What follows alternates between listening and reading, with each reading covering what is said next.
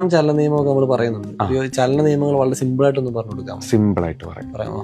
സബി ഇപ്പൊ ഇവിടെ ഇരിക്കുവല്ലേ, ഈ ഇരിക്കുന്നതെന്ന് പെട്ടെന്ന് ഒരാൾ സബീനെ തള്ളിയാല് ഒരു ഒരു അനക്കം, അതിനെയാണ് നമ്മൾ ഇനേഷ്യ എന്ന് പറയുന്നത്. വേറൊരു ഉദാഹരണം പറയുകയാണെങ്കിൽ സബിക്ക് ഇപ്പൊ KSRTC ബസ്സിൽ പൊക്കോണ്ടിരിക്കുമ്പോ പെട്ടെന്ന് അത് ബ്രേക്ക് ചവിട്ടിയാലും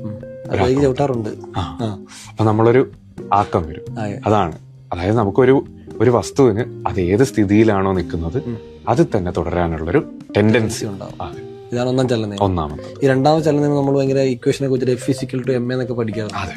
എന്താണത് സിമ്പിൾ ആയിട്ട് പറയുകയാണെങ്കിൽ rate of change of momentum, അതായത് ഒരു വസ്തുവിൽ ഉണ്ടാകുന്ന ആക്സിലറേഷൻ അത് അതിന്റെ ഫോഴ്സിനോട് പ്രൊപ്പോർഷണൽ ആയിട്ടാണുള്ളത്. സിമ്പിൾ ആയിട്ട് പറഞ്ഞുതരാം. നേരത്തെ പറഞ്ഞ KSRTC ബസ്, ഈ ബസ് ബ്രേക്ക് ഡൗൺ ആയി. ഇതിന് ഒരു പ്രത്യേക ഒരു ആക്സിലറേഷനിൽ തള്ളണം, ഒന്ന് നീക്കണമെങ്കിൽ നമ്മൾ കൂടുതൽ ഫോഴ്സ് കൊടുക്കണം. അതേസമയം ഇതൊരു ചെറിയൊരു കാറോ സൈക്കിളോ ആണെങ്കിൽ തള്ളാൻ കുറച്ചും കൂടെ എളുപ്പമാണ്, ഫോഴ്സ് അത്ര മതിയാവും. അതായത് ഭാരം കുറഞ്ഞ വസ്തുവിനെ ഒരു ആക്സിലറേഷനിലേക്ക് എത്തിക്കാൻ നമുക്ക് കുറച്ച് ഫോഴ്സ് മതി.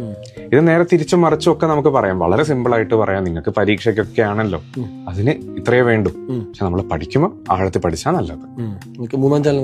മൂന്നാം ചലന നിയമം നിങ്ങളത് വളരെ യൂണിവേഴ്സൽ ആയിട്ട് പറയുന്ന ഒരു കാര്യമാണ്.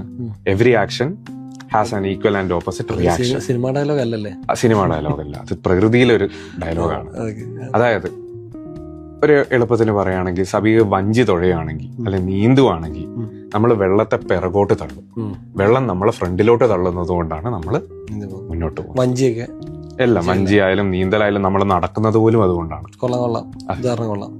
ഓക്കെ, അപ്പൊ ഇതുപോലെ വേറെ നിയമങ്ങളൊക്കെ ഉണ്ടാക്കി വെച്ചിട്ടുണ്ടായിരുന്നു ഇഷ്ടം പോലെ. മാത്തമാറ്റിക്സിലുണ്ട്, കളർ തിയറി, കളർ വീലിനെ പറ്റിയൊക്കെ കേട്ടിട്ടുണ്ടാവും, മാത്സ്, സയൻസ്, അങ്ങനെ ഞാൻ കൈവെക്കാത്ത മേഖലകളില്ല ശരിക്കും. ഇല്ല. അപ്പം